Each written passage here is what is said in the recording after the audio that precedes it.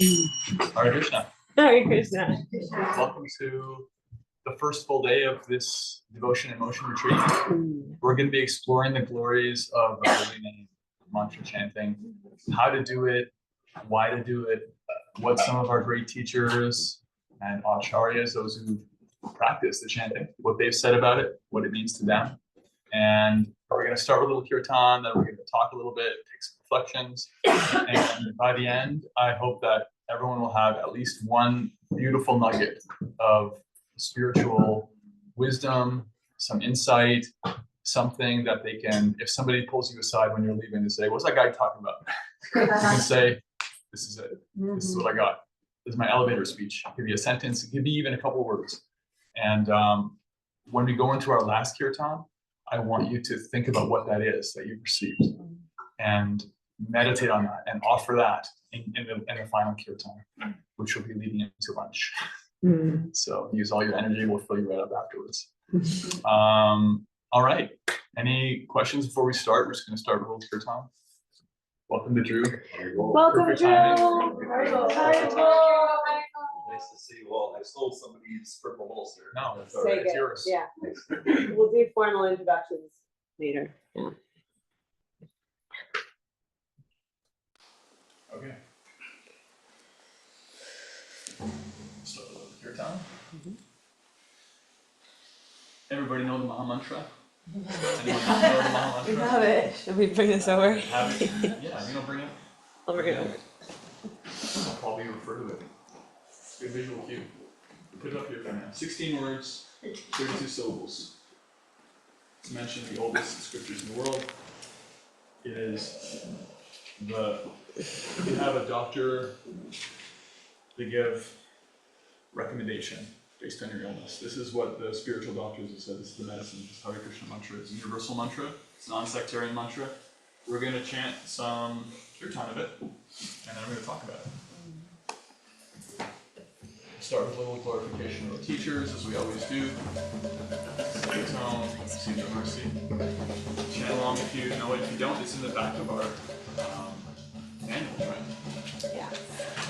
Om Jnana Timarandasya Jnananjana Shalakaya Chakshurmilitamena Tasmai Shri Gurave Namaha Vanchakalpatarubhyascha Kripasindhubhyeva cha Patitanam Pavanebhyo Vaishnavebhyo Namo Namaha Jaya Shri Krishna Chaitanya Prabhu Nityananda Shri Advaita Radha Shri Vasudeva Gaur Bhaktivinoda Hare Krishna Krishna Krishna Hare Hare Hare Rama Rama Rama Hare Hare.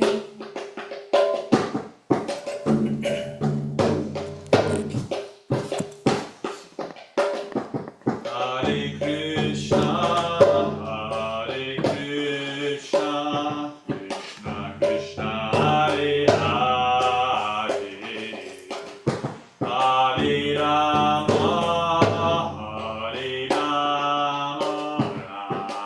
Rama, Hare Hare. Hare Krishna, Krishna Krishna,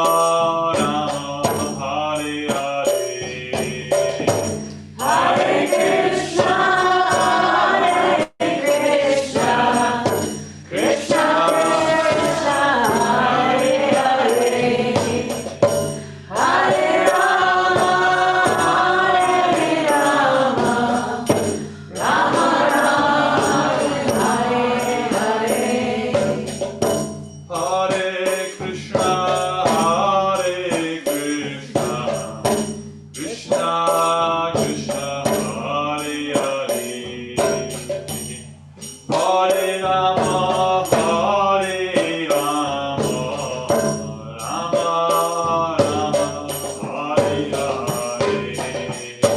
Hare Krishna, Krishna Krishna, Hare Hare, Hare Rama, Hare Rama,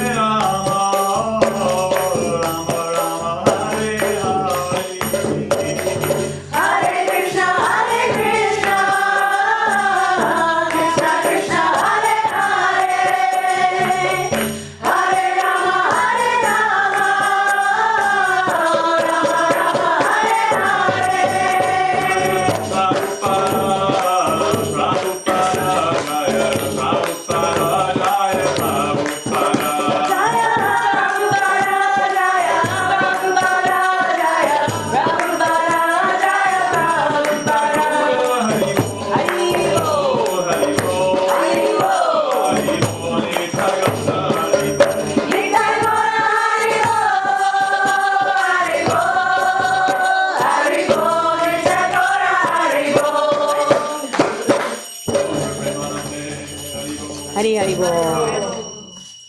Hare Krishna. Does anybody remember the first time you heard the Maha Mantra? Yes. Yes. Can you get like a couple of reflections of what you remember from that experience? Anything stood out? It doesn't have to be the exact first time, it could be the second time, you know, like those early days, what was it like? I was on a bus in Galapagos, In and Galapagos? it was crazy. Everybody knew the words, and I was just like, what is this? But there was so much positive energy coming out of it that it was just amazing. Positive energy. Yeah. I felt positive energy. Yeah. And you walked into an experience where a whole bunch of people were familiar with it, and you were like, Yeah. okay, there's something going on here. Got to catch me up to speed. Yes. Great. More reflections, yes. I was a teenager in the 70s Mm. and heard George Harrison. You're George Harrison, My That was Sweet the Lord. first time- Yes, Yeah. the first time I heard it. And then I heard it again and again and again. And then I went to see him in concert with Ravi Shankar. Yeah. How did you feel when you heard that song? It was one of the first times that I felt like something was touching my soul. Mm. You know, certainly having grown up in lots of Christian religions, going to church and that whole thing. It's the first time something ever actually touched my soul. It felt like it penetrated layers and it Just touched your heart, went touched your soul. inside, Yeah. and it has lived there ever since. All right. Anyone else want to share? Sure. Early impressions, yes. Summer 2020 at Mm. the pavilion in Burlington Surf Club. And my quiet soul just felt something in the heart. You felt something in the heart. The whole world was on lockdown, but the heart was opening up. Right. Yeah. I heard the Maha Mantra in Kirtan in a town called Thunder Bay, Ontario.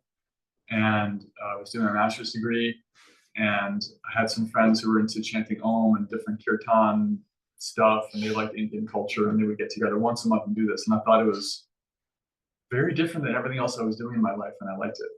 And then I realized years later that actually I had met the Maha Mantra in written form first. We used to drive by the Hare Krishna temple in Toronto sometimes on the way from downtown, and I never knew why, but I always felt really happy on that street. I always felt like really at home and comfortable, because there's a big Maha Mantra on the clock tower of this old church that had been converted into a Hare Krishna temple. Anyway, the Hare Krishna mantra chanting divine names is what's called the Yuga Dharma, which means it's the prescribed method for actually realizing yourself and your connection to the Supreme Self for this age. In other ages, there were other methods. There was, deep and silent meditation was one method. As an exclusive way to achieve the Supreme, there was worshiping deities. We still worship deities, but it's not our primary practice. It's a supported practice. But that was the way to realize yourself and the divine. There was elaborate fire sacrifices with perfect chanting of mantras, timing. All the brahmanas were like well trained from the age of 5, and everything is clean and perfect paraphernalia. And these things are not so practical anymore. So if we think about the age we're in, there's a lot of disqualification. People are distracted. We don't have a lot of time. Whatever time we have, we feel like we have even less, because our mind gives us trouble. We can suffer from laziness, difficulty doing what's good for us. We can be quarrelsome. Anybody ever notice this? Yeah, it's not just me, right? You can't walk down the street without being like, people are the worst, and just like start a little fight in yourself with other living entities. There's all this friction. And if you look at the package of what the chanting is bringing, it's actually super practical, because it doesn't require any paraphernalia. You don't actually need anything, right? If you're going to do a fire sacrifice, you have to have pure ghee from cows that have been protected for life. You have to have really clean space that stays completely clean. You don't have to have qualifications. If you want to worship the deity, even today, according to our simplified 2024 standard of deity worship, you have to have a lot of things. You got to be really clean. You got to have Brahminical initiation, which means you chant the Gayatri mantra 3 times a day, given to you by your gurus. All these different things. It's conditional, right? There's no such thing for chanting divine mantra like the Maha Mantra. You don't actually have to be clean at all. In fact, the more disqualified you are, our teachers say, the more qualified you are. That's the whole point. It's a concession. Money, don't need money. If you have a lot of money, not a problem. If you don't have enough money, not a problem. In fact, in some ways, it's even better for you, less distraction. You don't need any of that. You don't need any particular space. It doesn't take necessarily any amount of time. It's not fixed. Some practices have to be a certain length in time, have to be certain times of the day, different things. So what we see is that chanting is actually an expression of mercy from the divine, because it drops all of these things. It drops all of the conditions. It's Srila Prabhupada puts it, there's no hard and fast rules. Whatever rules are there, they're quite simple. They're really just supportive. And if you can't even follow those, just chant anyway, right? Like when we're chanting, you know, if we're chanting on beads, sometimes we just try not to put it on the floor, try to bring it with us to the bathroom. You know, it's just for like, out of a sense of reverence. But even if you do, it's not the end of the world. And so we'll start with a little bit of just how to chant. I have a set of beads here. For a lot of you, this is going to be a review. That's okay. And for some of you, it may be new. And that's why we're doing it. This is Japa Mala. It's for Drew. This is going to be yours. This has 108 beads on it. 108 is a very auspicious number. It's a number found in several traditions, including our own. It's a number of the number of main Upanishads, number of Krishna's primary associates, etc. And so there's 108 mantras in what's called a round. And there's a head bead. Head bead is very conveniently indicated. So what you do is you start at the bead after the head bead. And the process is you put your hands on it like this, middle finger and thumb. The idea is we don't engage the index finger. Again, this is like a soft rule. It's not a big deal if you do. I used to chant like this until someone told me. The idea is that in the science of mudras, there's different energetic channels in all of your fingers. They all have different meanings. For example, this is what's called, I think this is the Gyan mudra, is it? Yeah. There's different mudras. And so this is quite conducive. This one is more egotistical. You know, if you ever notice when you get in someone's face, like, why I oughta, you're a Yankees fan or whatever it is. You don't do this. No. You do this. This is let me tell you what. Actually, this is the teaching mudra. This is indicating, listen to my voice. This is a teaching mudra. But we don't want to bring that energy to the mantra, so we actually use just this middle finger. I had an injury once where I couldn't even use my fingers for a couple of days, so I used my left hand. We try to use the right hand. That's also traditional. If you're left-handed, that's fine, at the end of the world. The idea is you chant your mantra and your bead. Chant Hare Krishna, Krishna Krishna, Hare Hare, Hare Rama, Rama, Hare Hare. And then you pull it towards you, which takes you to the next beat. Right?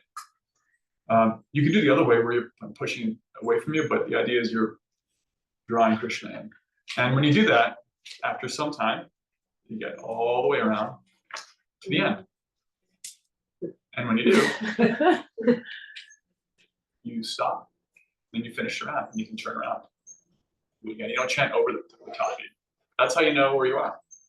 And that's the basics. Just to kind of like basic how chanting. And it's also not dependent on mala. You can chant outside of it. You can chant on your fingers. You can chant on a little clicker. You can chant just for the sheer joy of it. Nothing wrong with that.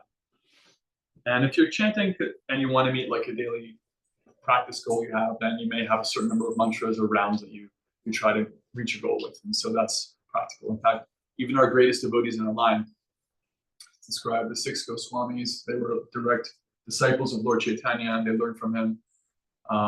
In the next generation after them, one great devotee wrote a song about them, and one of the lines is Sankhya Purvaka Namaganatvi Kalavasan Kritao. These 6 Goswamis, they perform their devotional activities like bowing down and chanting the mantras in scheduled measurements.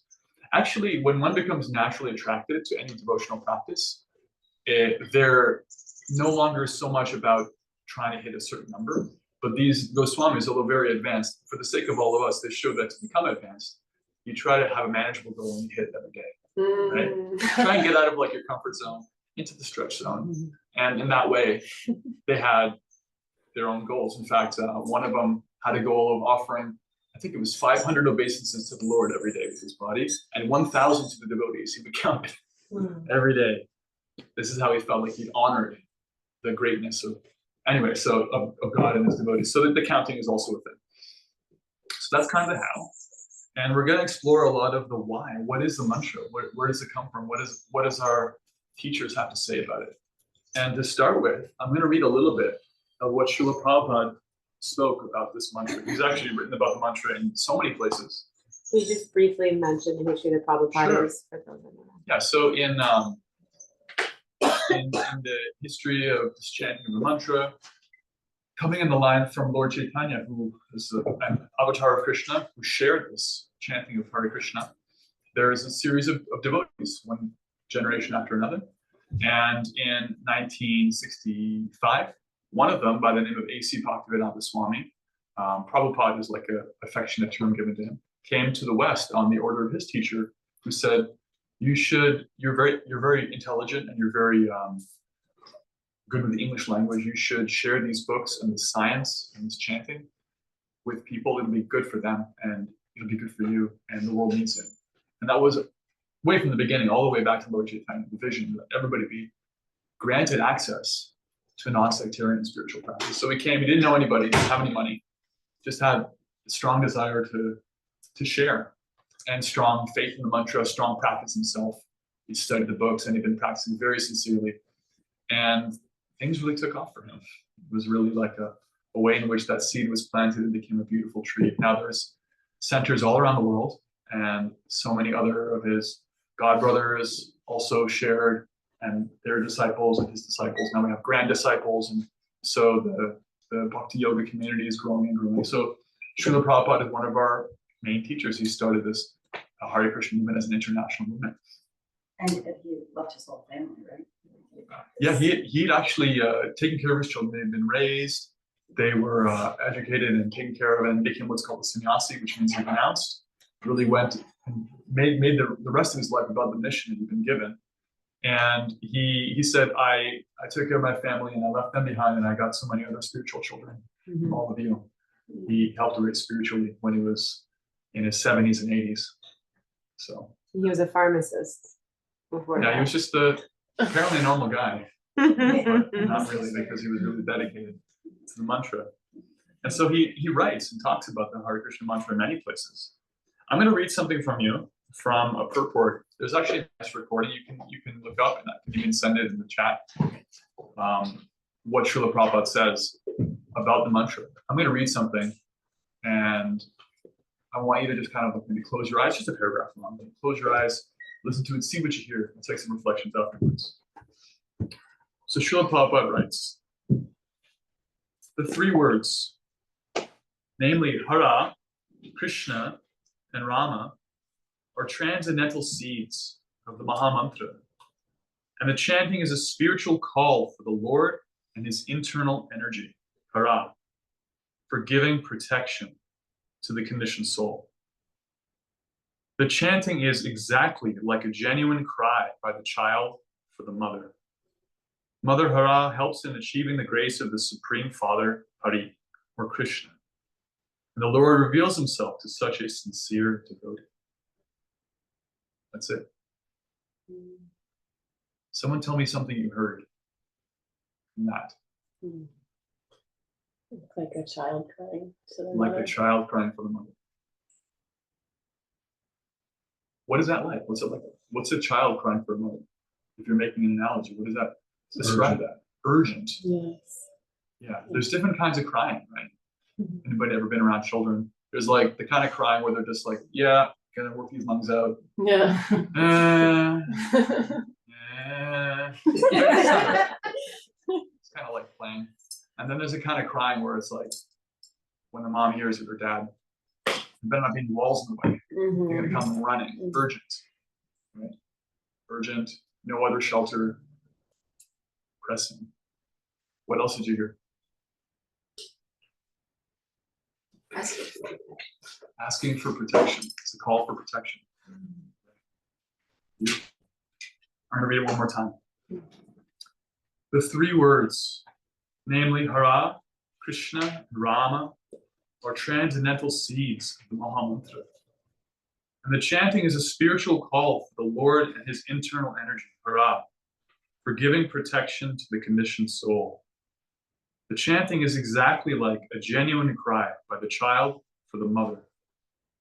Mother Hara helps in achieving the grace of the Supreme Father Hari, or Krishna.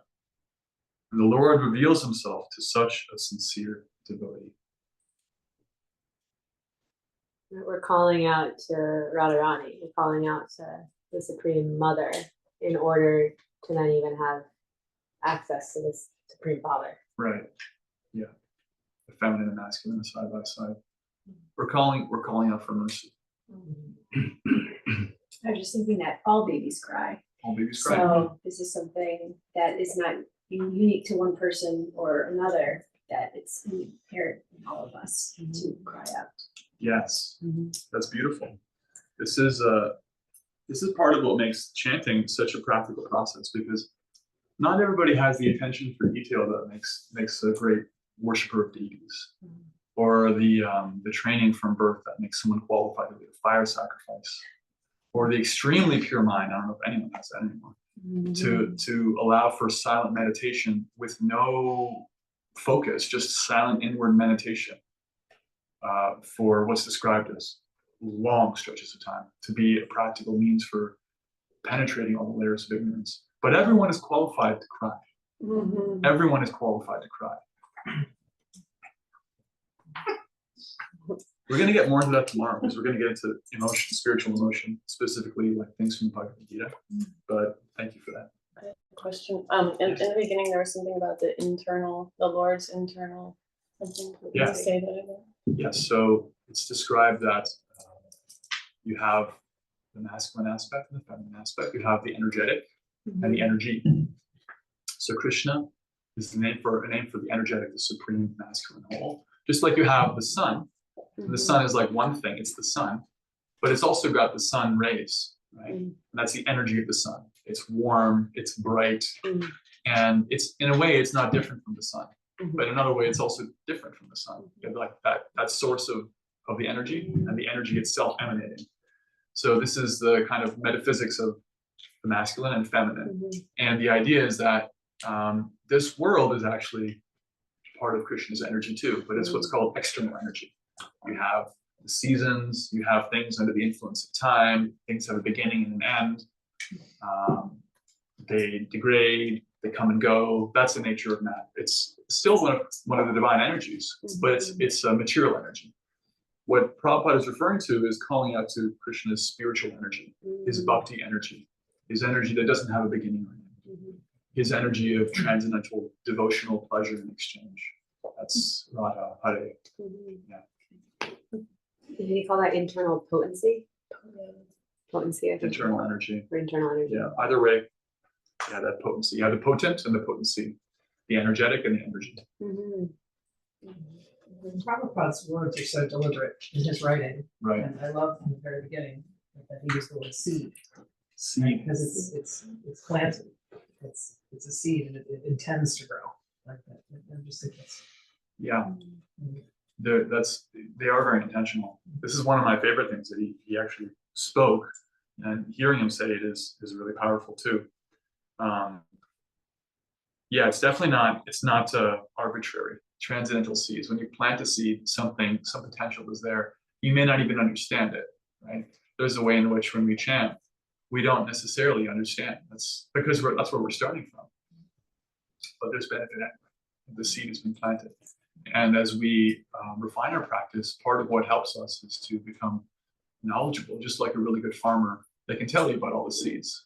They can tell you about the different kinds of weather and the sunshine and what this needs and what that needs. And so we're getting accustomed to and developing knowledge of the mantra, what it is and its power, so that we can approach it in the right mindset. That's one of the ways to kind of like avoid complacency, or avoid kind of getting to a place of taking the mantra for granted, or falling asleep, or either literally or figuratively when you're chanting.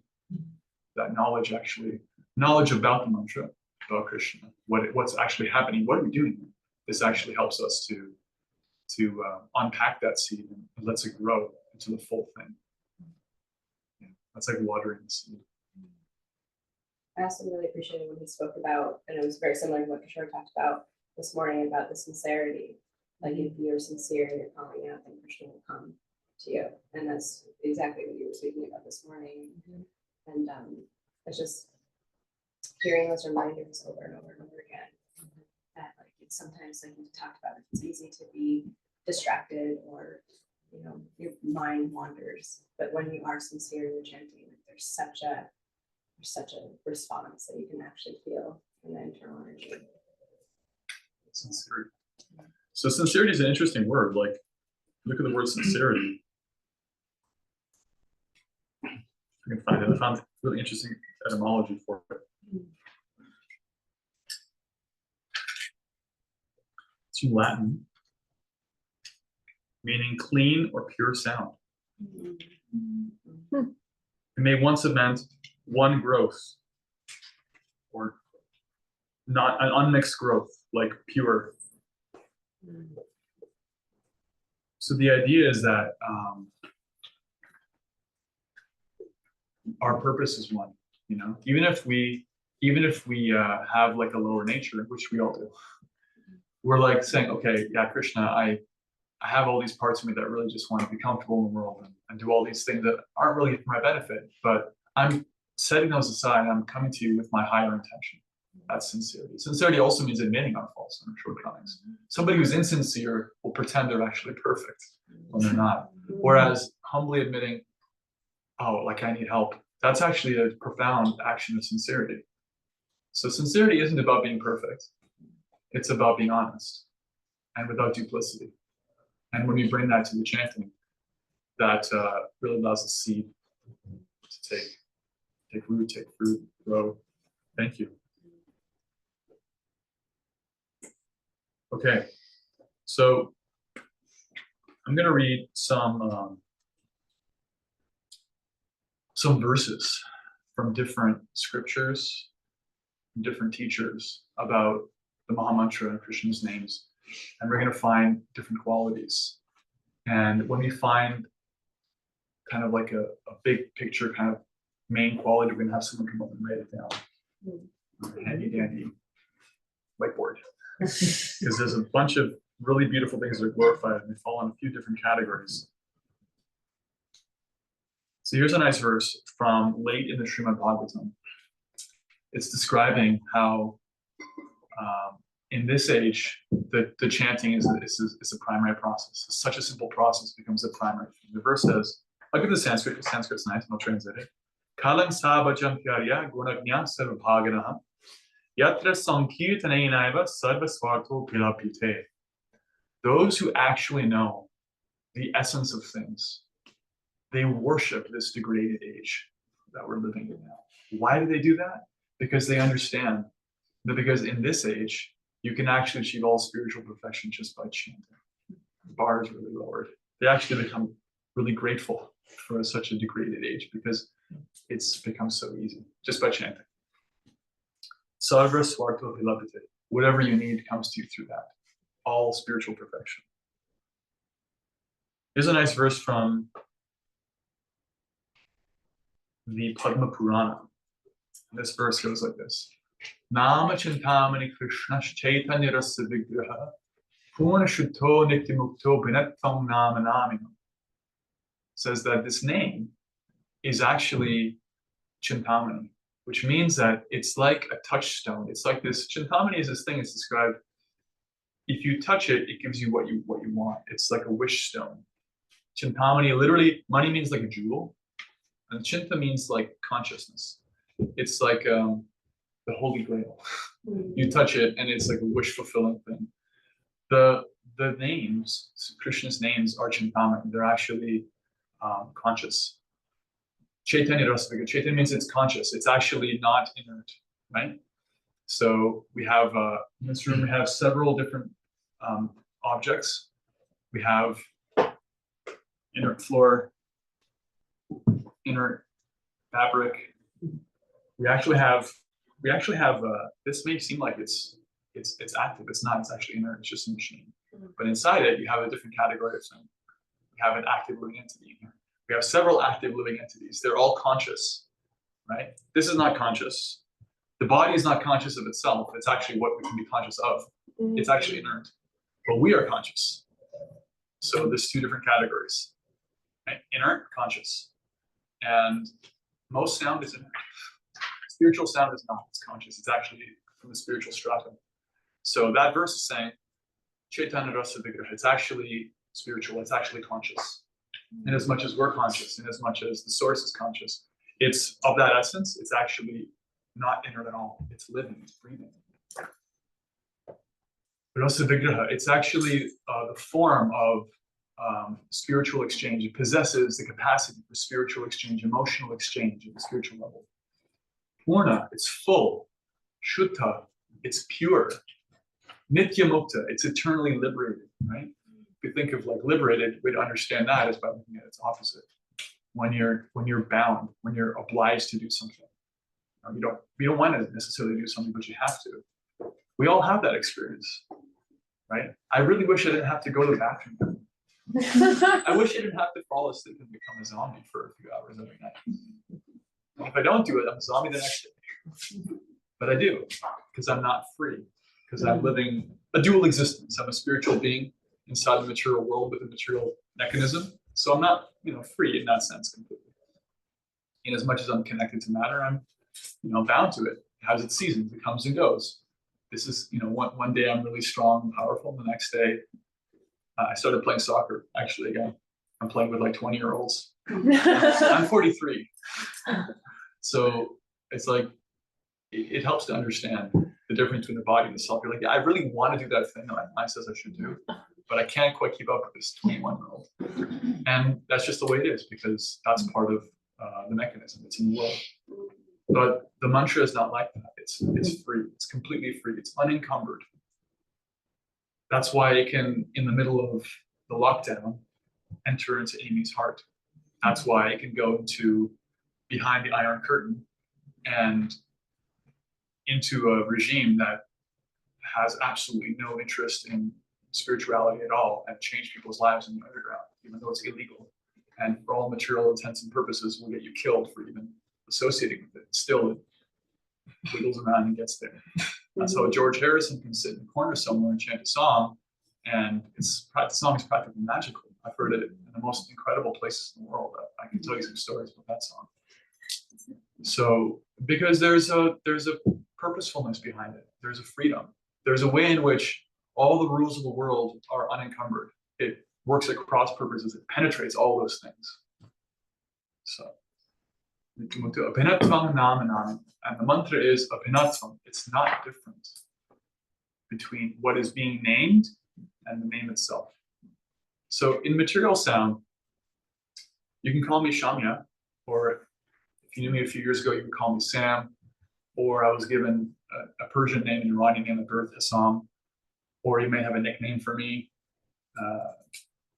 hey you, whatever that sound is, it's actually different from me. It's a signifier, it's a label. And when I hear it, I know it's talking about me, right? Just like floor means what we all think it means. It means this thing over here. But that's not actually the floor. That's just a sound. Now, some names are designed so they have some onomatopoeia, right? Like maybe whoosh. Whoosh. Sounds like a whoosh. It almost kind of is a whoosh from your mouth. Almost. Many whoosh. But there's a difference between the name and the named. There's not a difference between Krishna's name and Krishna himself. There actually isn't. Right? If I'm thirsty and I need water, and someone says, well, you can't have any water, but you can chant water, water, water, water. I'll say, you know what? Get out of here. That's right. That's what I needed. Because that's not water. That's not the experience. But associating with spiritual sound is associating with a spiritual person. We're calling out to Krishna. When you're calling out to Krishna, you're with Krishna. That's part of the science. So have we heard anything so far from these verses? Any categories of things? I have a question. Yeah. I'm so excited this question. I have 3 questions. I'm sorry I missed the beginning. Where is the mantra? Was it just from time immemorial? Was it handed down? Was it in scripture? All of the above. It's found in the oldest scripture I can think of that has it. Well, first of all, The Vedas are explained to be eternal. And for example, you can find the Hare Krishna mantra in the Kali Santa Upanishad, which means the Upanishad of how to cross over this age of Kali, which is the age we're living in now. It started about 5,000 years ago. And it's described there. I used to have the Sanskrit down, but it gives the Maha Mantra as it is. And it says, Iti Shochikanamna Kalikamashanashanam, something, which translates as these 16 names. This mantra of 16 names is the prescribed method. There is no better way for crossing over the challenges of this age than this chanting. So it's found there. It's described in other scriptures. It was chanted for millennia, you know.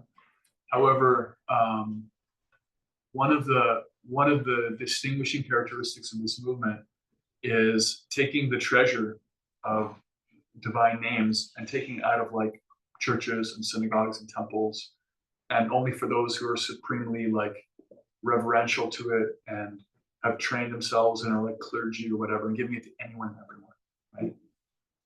And so that's what happened 500 years ago. It became, yes, it became chanted on the street corner, and it became given to everyone, you know. Actually, a lot of traditions agree on the same principle. Like in Judaism, it's described that the names of God are actually sacred, and not everyone is supposed to chant it because it's so sacred.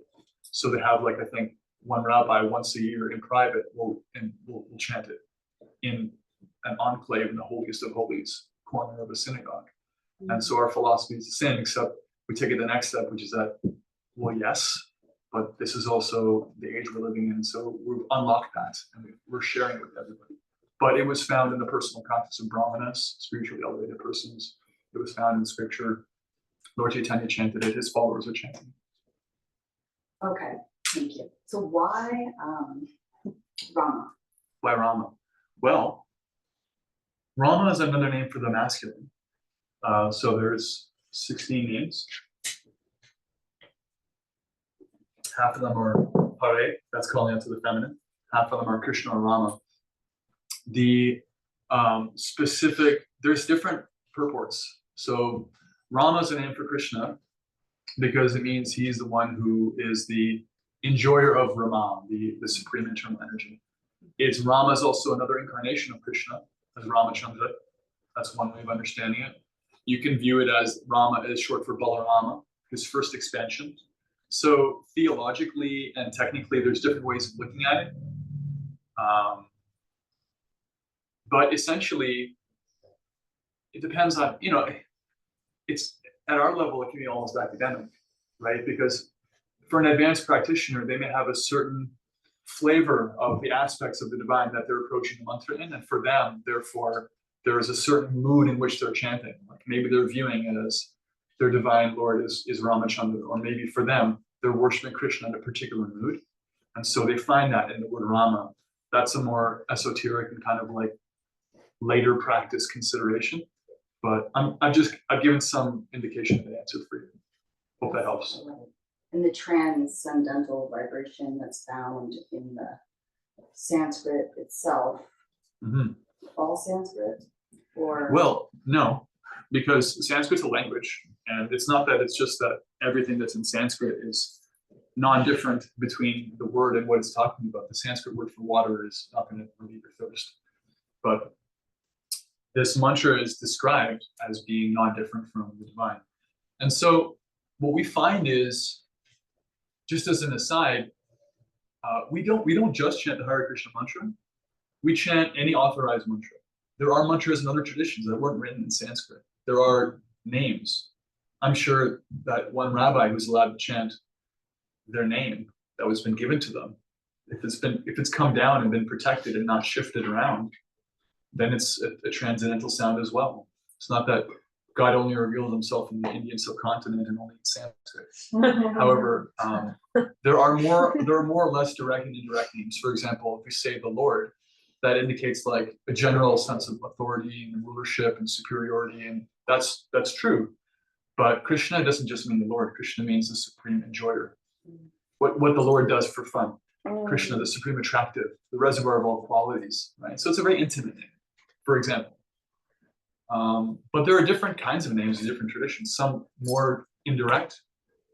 O Great One, you know, O Lord, O Supreme, and then some more intimate and personal. They also exist in other traditions. Thank you. So I'm going to get us started on note thing. Let me get a volunteer note taker.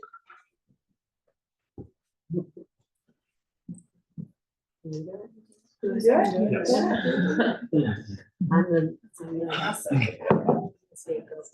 Basically, the rule for these notes is that they're going to be like one word. So just like something you hear as we're reading and discussing, anything you hear that seems important. So I'm going to pick a theme.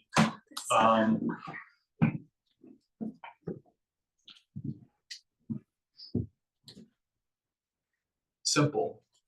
This chanting is a simple process. It's really accessible. You can write simple / accessible.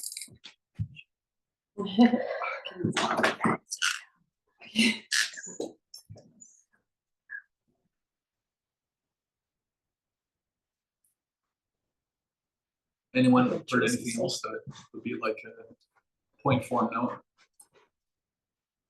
Don't worry if you haven't. I'm going to keep reading and we'll find more things. Krishna's non-different from his name. Non-different. Non-different.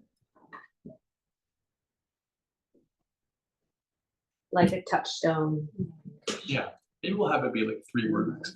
Like a touchstone. Non-different. Non-different from himself. Like a touchstone means can grant whatever you need. Mm-hmm. Really, like a touchstone? Yes. Purposeful. Purposeful. Where's that from? You said the Maha Mantra has a purposefulness to it. It's completely free and unencumbered. So it's purposeful. If you don't like it, we don't have to write it. Oh yeah, so like unencumbered free. Oh yeah, so it's because it's conscious. I was talking about It's how conscious. That's Yeah. what I was he can enter into lockdown at the surf club, or he can enter into behind the Iron Curtain. Yeah. Okay. Yeah, now I remember. Yeah, purposeful Good. and conscious. Yeah. Sincere. Mm.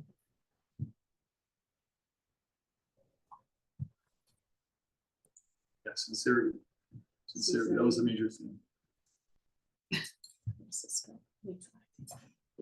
Good. Okay. I was gonna say expression of mercy.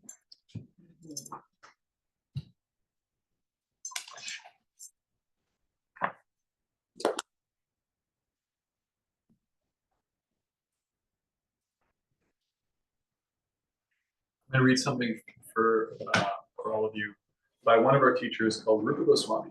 And if you're coming to the Tuesday class, you know Rupa Goswami because you wrote the Nectar of Devotion, which is what we're studying right now. We also study his Nectar of Instruction. Rupa Goswami is one of the 6 Goswami students of Lord Chaitanya. And he's very important. We're all in this movement called Rupa Anugas. We're followers of Rupa. So he wrote this verse. It's beautiful, so I'll read the Sanskrit first. Tunde tundavani rating bitanate tundavali laptaye kana kmodak dambini gathayate karnad kuttye spriham chetaf prangana sangani vijayate sarvendriyanam kritin no jane janita kyadpiramritai krishneti varna dvayi. I do not know how much nectar the 2 syllables Krishna have produced. When the holy name of Krishna is chanted, it appears to dance within the mouth. We then desire many, many mouths. When that name enters the holes of the ears, we desire many millions of ears. And when the holy name dances in the courtyard of the heart, it conquers the activities of the mind, and therefore all the senses become inert. Rupa Goswami was a poet. That's why that verse sounds so beautiful. It's very elegant Sanskrit poetry, as well as being a personal expression of spiritual truth. What did you hear from that? When you have your heart over your mind, you go more towards love. That's what I'm feeling. Hmm. Heart-centered rather than head-centered. Yeah. It conquers the activities of the mind, he said. When the holy name dances, it conquers the activities of the mind. Right. If you look at the word mantra, many of you already know this. Man means mind. That's where we get the word mind from. Indo-European family tree. English is related to Sanskrit eventually. That's where mind comes from manas, the word for mind in Sanskrit. Mental mind. Tra, mantra.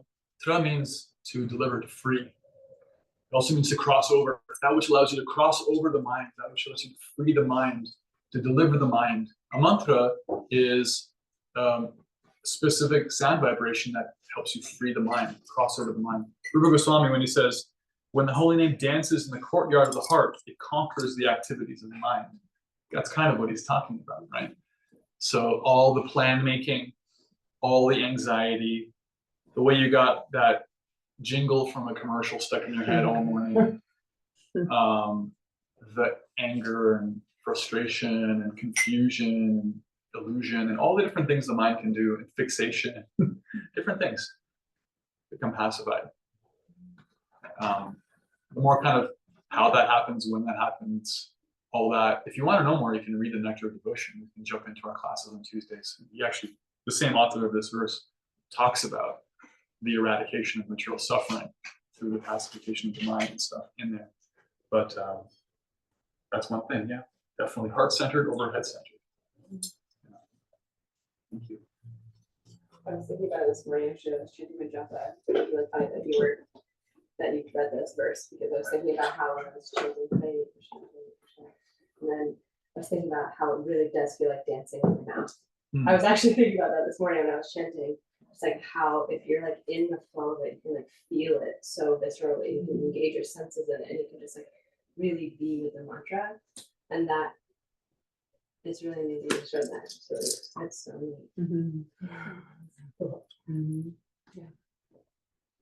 It's an interesting word, to dance, right? Yeah. Dancing. What is dancing? Dancing is something you do when you don't have anything to do. You could do it's just a personal, free expression of something. You know? It doesn't really make any sense. Dancing doesn't serve any like logical purpose. It's just an expression of joy. So when the holy name dances, Krishna is like freely expressing joy. We also can freely express ourselves. We're no longer obliged. We have a free exchange when there's this dance. Dance also indicates like back and forth, partnership. There's like a connection. Yeah, that's down to the word yoga actually. Yoga means to connect. The whole purpose of the yoga system is to connect. That's what the word yoga even means. Like in English, yoke. If you yoke like an ox to a cart or something, Y-O-K-E, means you connect. That comes from the word yug or yoga in Sanskrit. Connection means we're connected to the divine. There's a dance. And this is sonic yoga. This is actually yoga to sound. That's how we're connecting fundamentally. When we're talking mantra, yoga to sound, connection to sound. Question. Yes. Are there like I'm not looking for proof because I 100% believe it, but are there like scientific studies on the sound and how it carries and Yes. and I have a devotee friend based in Denver, Colorado. I don't remember his like Western name. His initiated name is Gopinath Das, and he's a doctor. And him and several other doctors and researchers have put together a study to look at. It's peer reviewed. It's been published. A series of studies actually looking at the observable, measurable, external, phenomena of what happens when someone chants Hare Krishna. What does it do to your blood pressure? Like, for example, they created different studies where they invented some mantras that don't actually exist in scripture, but are also Sanskrit. And they gave it to some people. That's like a placebo. And they give others Hare Krishna. And they make sure no one knows anything about anything going into it. So it's like a double blind thing. And you have your placebo, you got your mantra, and they show actually how the mantra, the authorized mantras do things. And maybe it's a placebo effect, but it's eclipsed by the real thing. So yeah, there is some evidence for that, even just scientifically. at the external level, what it does for your, breathing, heart rate, Mhm. self-reported happiness, and so Right. forth. There's also studies that show how chanting or singing or humming, right, it activates your vagus nerve, which then will relax your nervous system. So there's that piece too. Right. Yeah. Which kind of speaks to what you were saying earlier, though. We can all cry. We can all also sing. Some of us think we can't. Yeah. Doesn't matter if you're out of tune. That's not the Mhm. point. It's not a musical endeavor. In fact, I've met several deaf devotees who can't actually make sound, but they read the mantra and they've made a spiritual advancement in that. They also can feel the bass and bass heavy kirtans. There's a nice community in London, England, and so for them, the sound isn't even the necessary aspect. They've managed to bridge that gap. So much. I was gonna say, we didn't really talk much about karma, but isn't it that we're accruing karma in everything that we're doing, but when we're chanting with sincerity, we are not accruing material world. That's right. So karma means what you do. It also means what you get from what you do. Same word for both things, because they're connected. Because you can't have one without the other. Cause and effect are always connected in the material world. Everything is traceable and everything is backwards and forwards, right? Effect to cause, and then the effect becomes the cause for another effect. So that's what material world means. And there's a great science to our entanglement in karma. We talked about that on Tuesday at the beginning of the Nectar Devotion class, because that's one of the things that the practice of bhakti is really special, that it actually addresses all of that. You don't actually implicate yourself in karma. In fact, you purify yourself of existing karma. But one way to understand that is that, so yeah, theoretically, if this is spiritual sound, if it's categorically a different kind of sound, then I'm doing something different than I'm doing in the world. I'm accessing a different plane, different dimension. And then particularly when there is intentionality there, when there is a way in which I'm approaching it, not just to be comfortable in this world, not just to create a better karmic situation for myself. Like you can do that. You can chant Hare Krishna or any mantra to get free from suffering. And that's still chanting. And that's kind of like a mixed motivation. It's like approaching the spiritual for material. There's still a way in which that actually purifies one.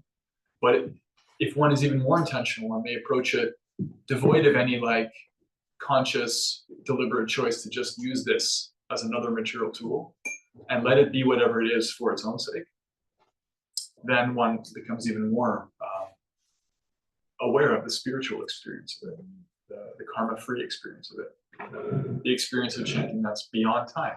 There's a way in which when you're chanting and you're really absorbed, you get an experience of being beyond your body, being beyond time, being beyond your karma, even temporarily, right?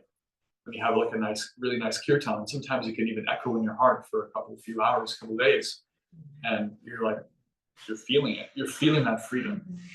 So that's the experiential aspect of, I can tell you that's true, but when you feel it for yourself, that's like I'm actually not troubled by the mind, I'm not troubled by the world. So thank you. So can I say freedom of karma? Freedom from karma? Yeah. Freedom from karma. I would also put dancing. Yeah, she had dance on the song. Right. And sonic yoga. Sonic yoga.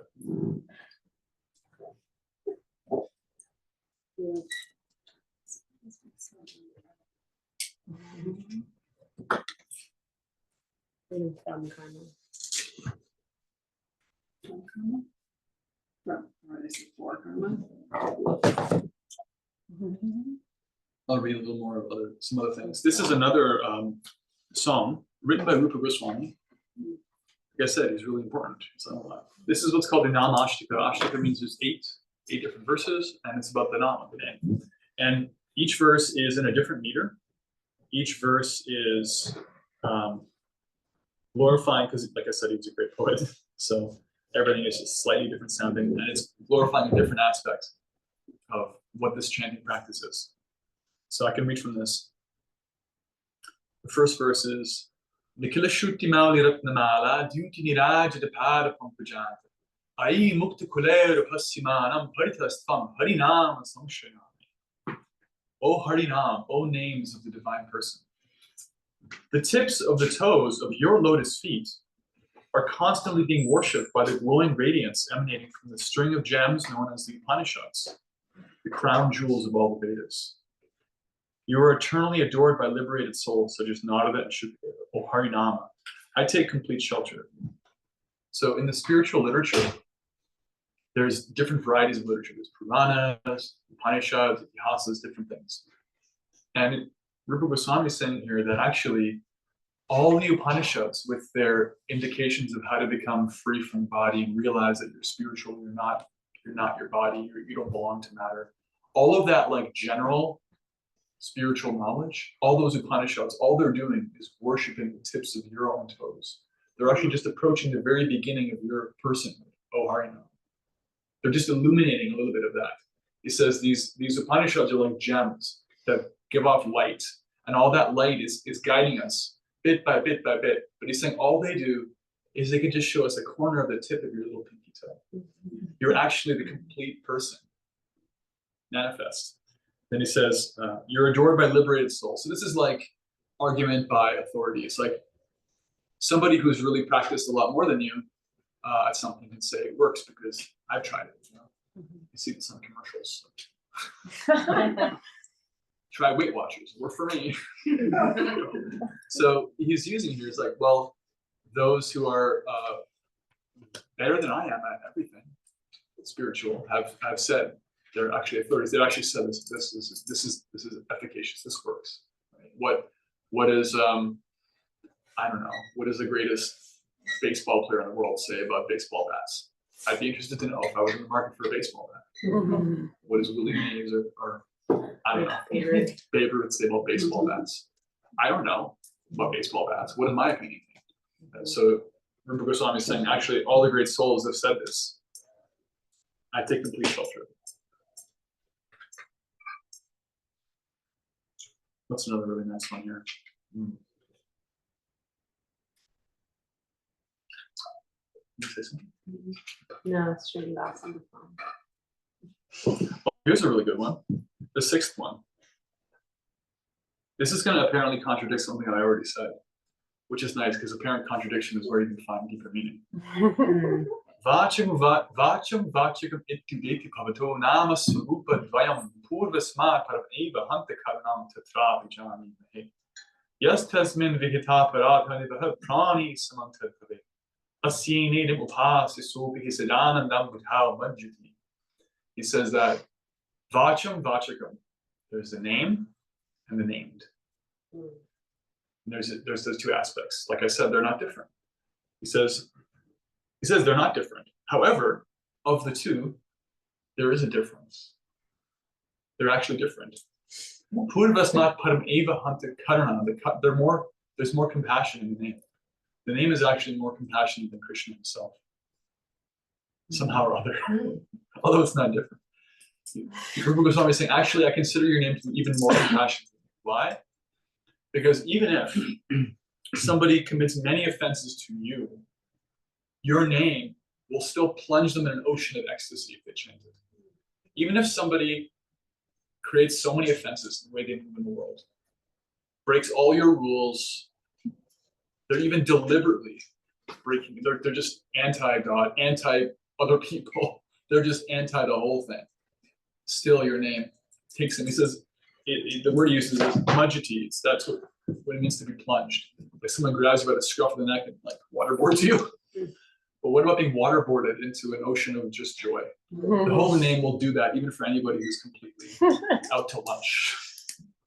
So that's what he says, is that even if somebody has the wrong intention, there's a nice verse in the 8th canto of the Bhagavatam that says, Sankirtan Parihasam Vas Tulvam Kedam Ipala. Even if somebody approaches the name indirectly, even if you go to India, you can find like Krishna car shop, Krishna library, just somebody's last name.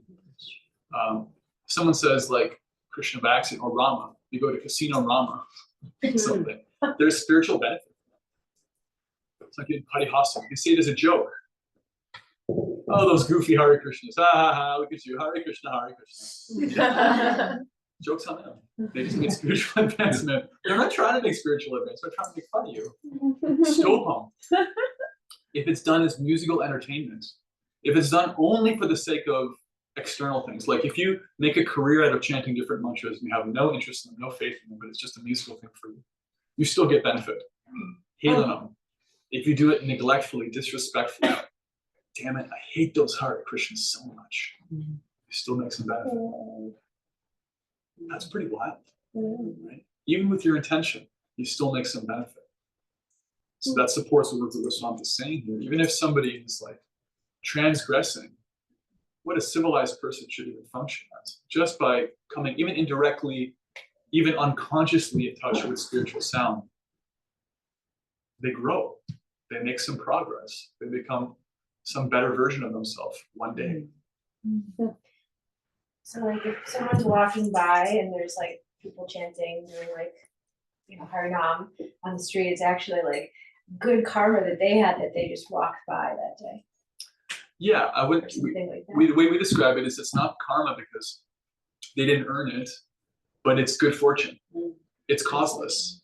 It's not like because they gave in charity once upon a lifetime, they get to necessarily be around the whole name. It's not a karmic result. Like winning the lottery or, you know, finding like a really good partner or whatever. But it's very good for them, whether they know it or not. Is there a term for that, like something sukriti?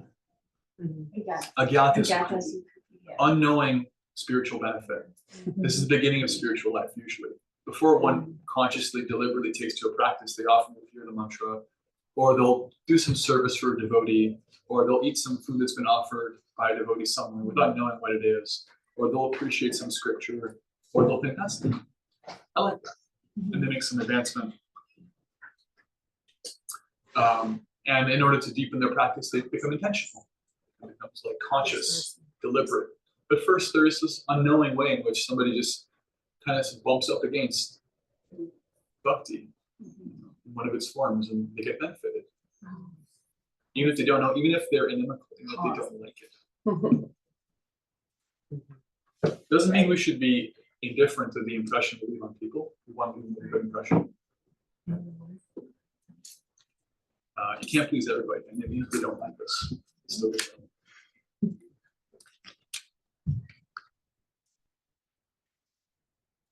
Got some points. Huh? What do we got? This nice series here. His name is the most compassionate. Anything else?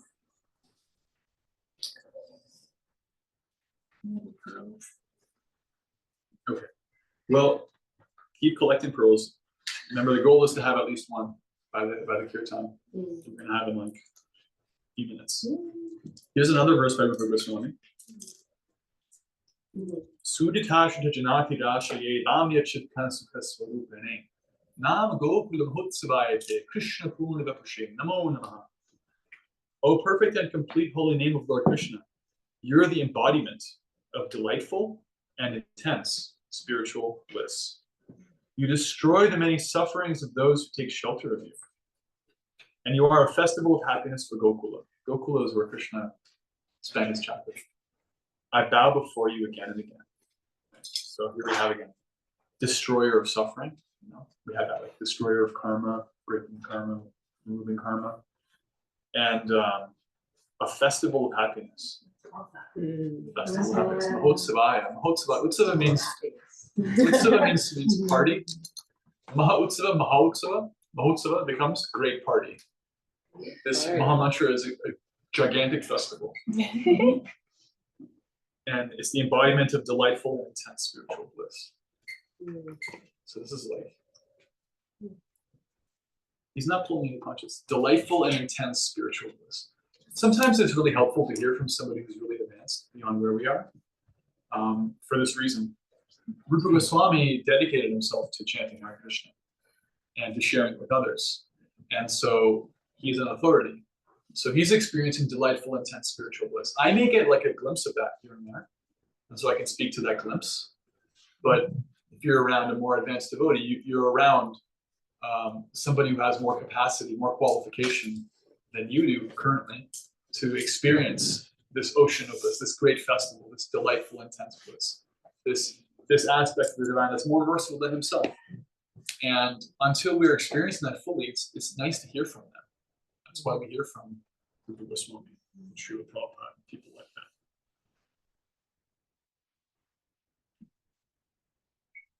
How much influence do we have over our own advancement? How much influence do we have over our own advancement? What a nice question. Yeah, great. The short answer is 50%. So it's 50% because there's us and there's endeavor and there's mercy always. And in every spiritual tradition, there's this relationship between the two. Like in Christianity, you have faith and works. You know, some people will say, different Christian traditions, it matters what you do. And others will say, it doesn't matter what you do, it matters where your faith is, because actually God is doing all the heavy lifting. And according to our tradition, both matter, because it's a relationship.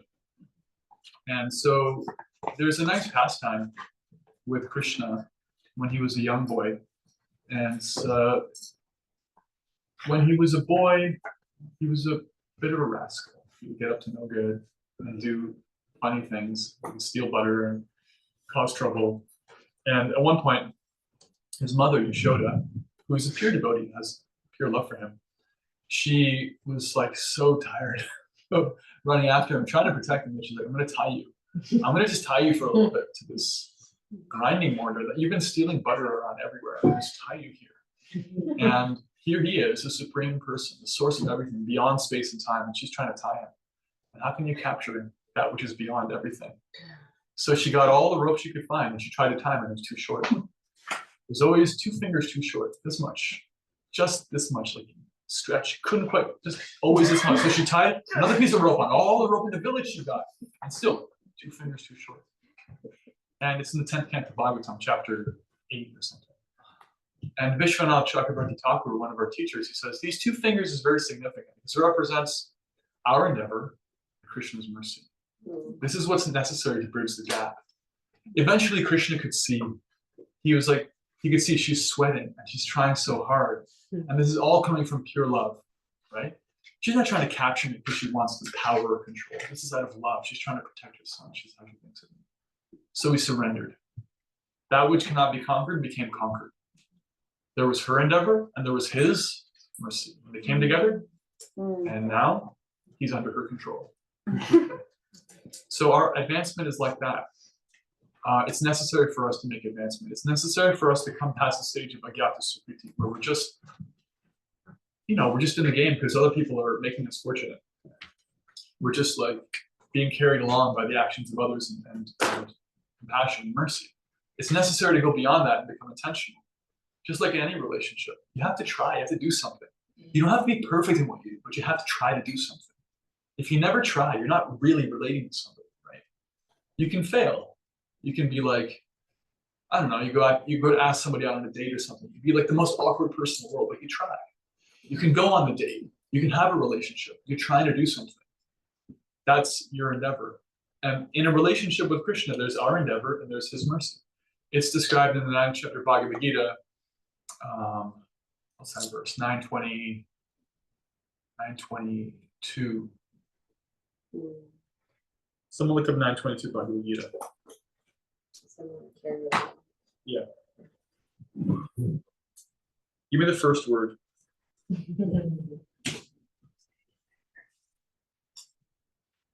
Ananyas chintayanto mam. Found it. Yejana paripasade.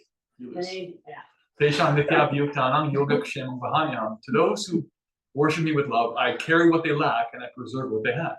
Right? And so there's a way in which he makes up the difference. So we can't be perfect. In fact, in ancient Persia, part of the world known for creating beautiful tapestries and carpets, right? You would have like really skilled weavers, and the more nimble your fingers are, sometimes you would engage children in like really tight stitches because their fingers are so small. They would have these beautiful, incredible, elaborate silk tapestries and carpets. there's this thing called the Persian flaw.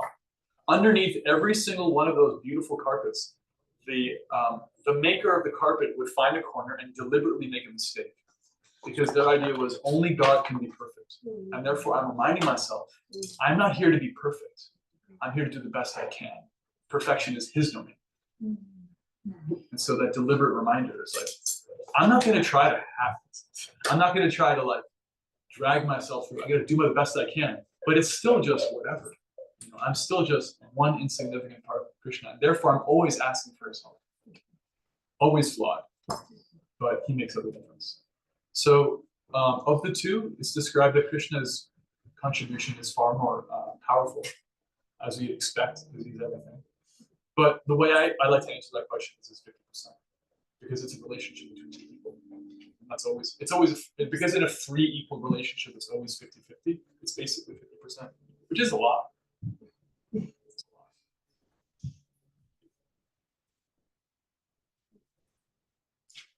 It's not really one word. It's whatever, perfection is His domain. Perfection is His domain. You're kind of winging it up here. You're doing great. Do the best you can. You don't have to be perfect. I know. Just give it- That's for Krishna. I feel like if I write Krishna Save enough, like, people are like, it's okay. Perfection is. Ever had that thing where like you get in trouble when you're a kid and they make you write out something Yeah. 100 times? Right? Yeah. That would have been great. I was in Vrindavan one time. I was walking around Govardhan Hill. This trip was it last trip? I don't remember when it was. I think it was. I was with you. Yeah, we were walking around Govardhan Hill, and there was great devotees of Krishna, of the Lord, in every corner. And there was one gentleman who was sitting on the ground. He was differently abled. I think he was missing a couple of limbs. Yeah. But he had one hand that was very, as I came to realize, very, very powerful, functional. He had this notebook, a large, beautiful notebook. And as I walked up, I could see that there was like a symmetrical like laying out of lines. And as I got closer, I realized that was script. And as I got closer, I looked over his shoulder, and it was the most beautiful handwriting I'd ever seen. And I can read Sanskrit, and I could read it. He was writing Rama, Rama, Rama over and over and over again. And so I talked to him, and he said, "This is my sadhana. This is what I do. Oh. I try to write the Lord's name over and over and over." And it was such a beautiful, and I was like moved to tears, because he was such a humble, sweet soul. He had made such advance. I don't know if he was chanting, I don't know what else he was doing in his life, but this was his sadhana. He was a writer for Krishna.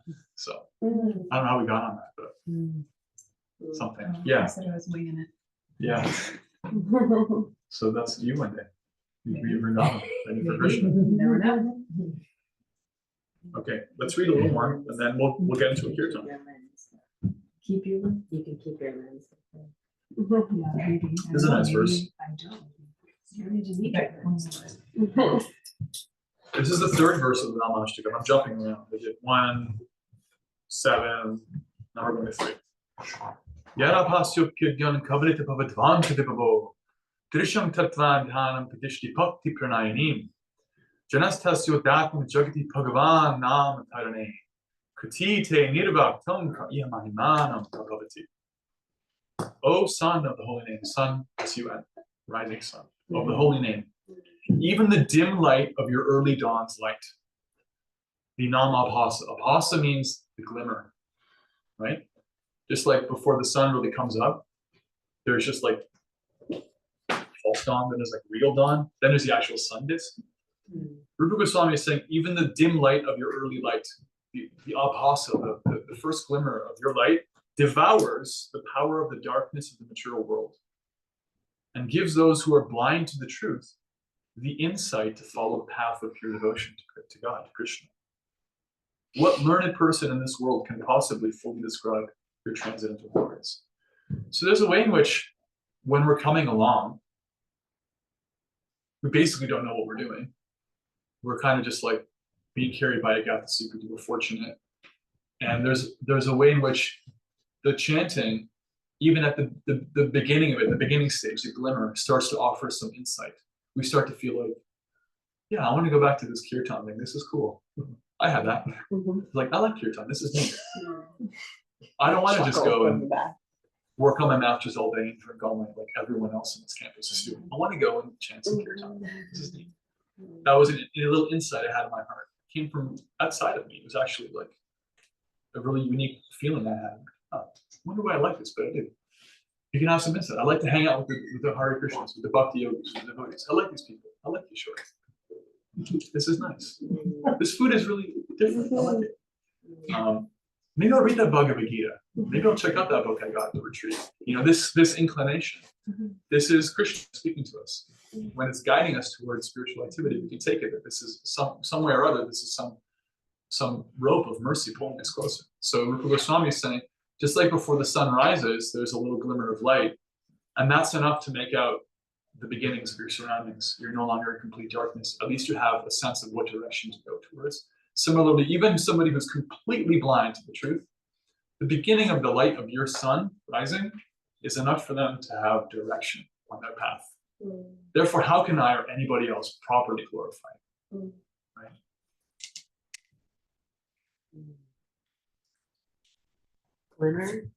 Glimmer of the rising sun. Light of knowledge. The light of knowledge.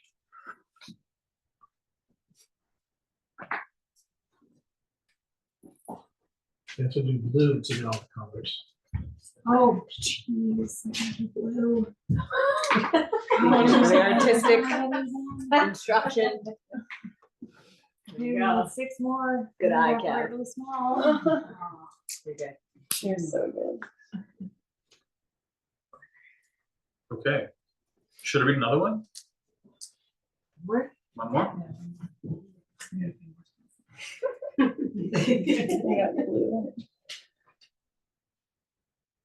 This is the 5th verse of the Namashtakam.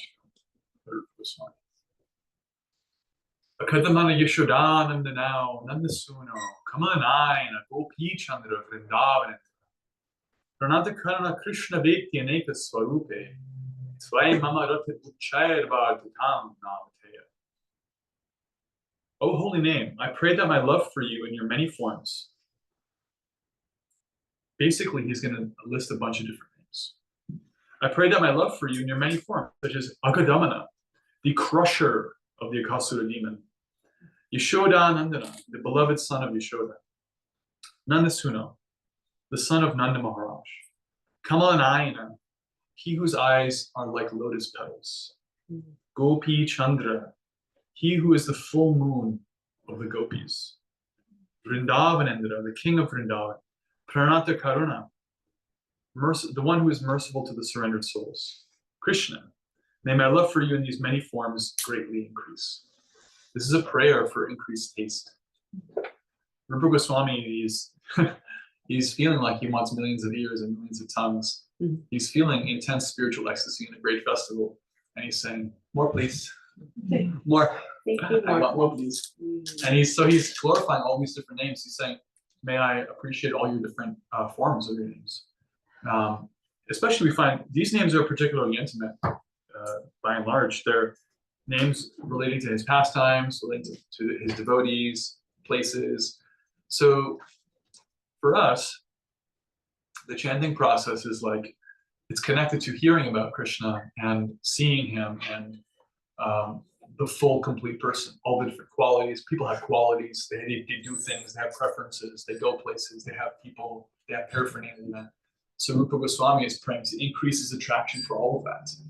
He wants to be attracted to all these different pastimes and different things.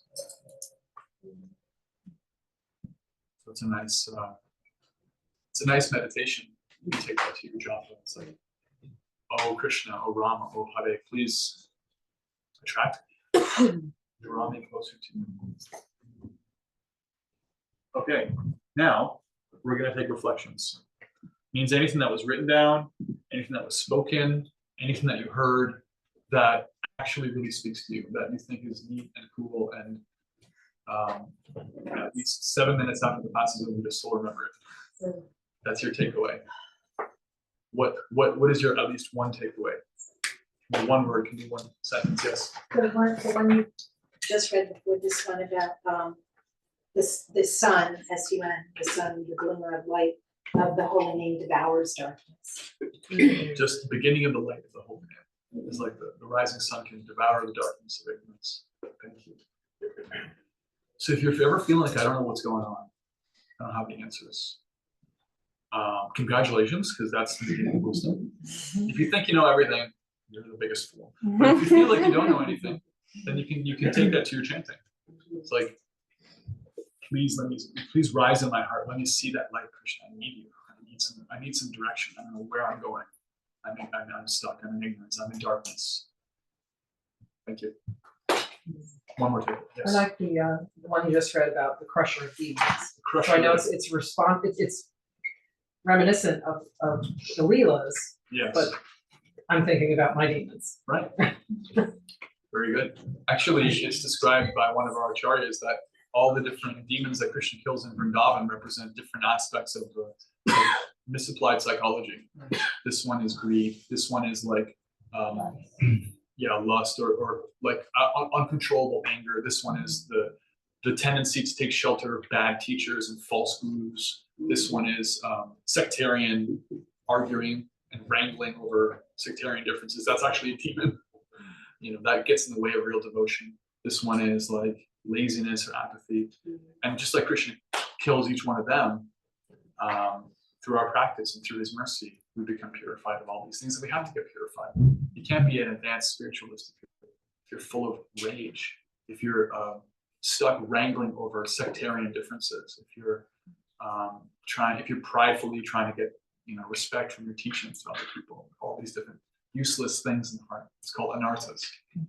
So that's very wise to think of these demons not just as historical persons, they were, but also representative of our own battles. Takeaways. I appreciate it. It's not about being perfect, it's about being honest or sincere. Yeah. Thank you. Yeah, big time. Because I've often felt like I'm like doing it wrong or like, but I'm like in it, like I know in my heart, but then I like don't know a lot. So that's really Fail forward. Just fail forward. And along with that, I was just gonna say perfection is his domain. right. I love that. And that was my release from yesterday. It was like, Yeah. You're getting, and it just hit me like, surrender. Yeah. We're not trying to make the perfect offering, we're trying to make a sincere offering. Personally, it was the transcendental seeds and the causeless mercy or happenstance that brought me to this sangha and these teachings, and just knowing that those names, it's not a false feeling that I have or something that's generated by my ego. It's very real. Yeah. I'm excited to grow that light and see more of it. It's purposeful. Right. Yeah, somebody who knows more than you is guiding you. Right. Any more takeaways? I always come back to the first thing you said, the more disqualified, the more qualified. And that it's all non-conditional and the Maha Mantra drops all conditions, and that's just always resonates with me as a relatively new person. Really meets us where we are. Thank you. Any more takeaways? Just plunge into the ocean of nectar for the holy names, regardless of our offenses. So. Great. That's so different than like I didn't grow up in a religious family, but like what I'm kind of like I think it's just kind of like embedded in like Christianity is like if you mess up then you're gonna like go to bad place and Hell. and also I think it's just like kind of like just sort of what I've heard my whole life. So like hearing that I'm like okay, like I don't know, it's a little bit challenging to accept that because I feel like it's just been like we've been told that if you sin then there's no turning back or something. Yeah, nothing's forever. I know. Even if there's consequences to our actions, which there are, because they matter, then they're just there to purify us. Just like we can reflect in our own lives. If you go through some consequence of a mistake, if you actually get through it, then you can look back and say, yeah, so I went through it and this is why it happened. So what I got from it is this realization, this wisdom, this shift, this up level. It's not like there's no turning back. It's deliberately, intentionally a lesson. So even if there is some consequence, what is the lesson? Good question to ask. So good on my bracelet. Great. So we're gonna have some kirtan now. And what we're gonna do in the kirtan is I want you to take whatever your reflection was, whatever your takeaway is that you've all been storing up, whether you shared it out loud or not, you know what it is. And I want you to give it to the teacher. I want you to bring it to bear for yourself in this moment. If it was how Krishna is a delightful festival of spiritual bliss, I want you to call and ask for that. If it was that he's simple and accessible, then I want you to meditate on that. This is what's called sambandha, to be in relationship. These are all aspects of understanding what this mantra is and what Krishna has done to manifest himself this way. When you bring deliberate consciousness to these kinds of things in your japa or in your kirtan, it really makes it come to life. So try that. See how it goes. Okay?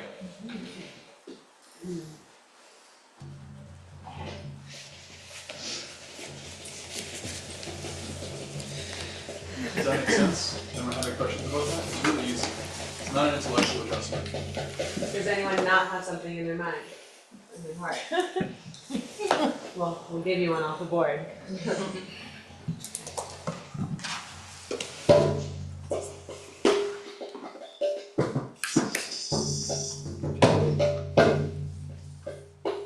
Hare Krishna,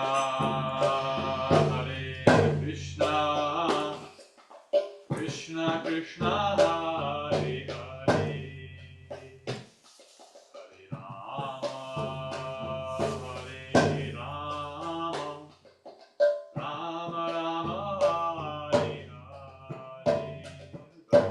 Hare Krishna, Hare Krishna, Krishna Krishna, Hare Hare, Hare Rama, Hare Rama,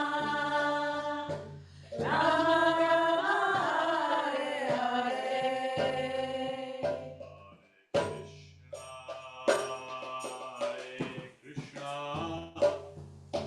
Krishna Krishna, Hare Hare, Hare Rama, Hare Rama, Rama Rama, Hare Hare. Hare Krishna, Hare Krishna, Krishna Krishna, Hare Hare, Hare Rama,